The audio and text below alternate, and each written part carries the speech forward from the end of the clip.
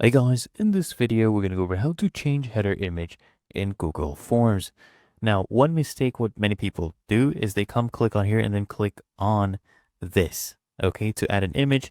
And this is what it does. Don't do this.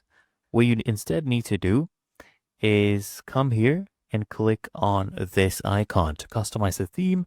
And here under header, you can choose your image, okay? You can use from the different ones they have available. You can browse through them. You can upload it directly. You can drag and drop or use your photos saved in your drive. So we'll just use this one as an example. Click on insert. And there you go. We would have the image in our header. Now to change this, all you need to do is come click here again. Okay, first we need to remove this header image and then choose another image. Okay, anything from here. Let's say I would like this one. Click on insert and there you go. It has been changed and it's really that easy and simple.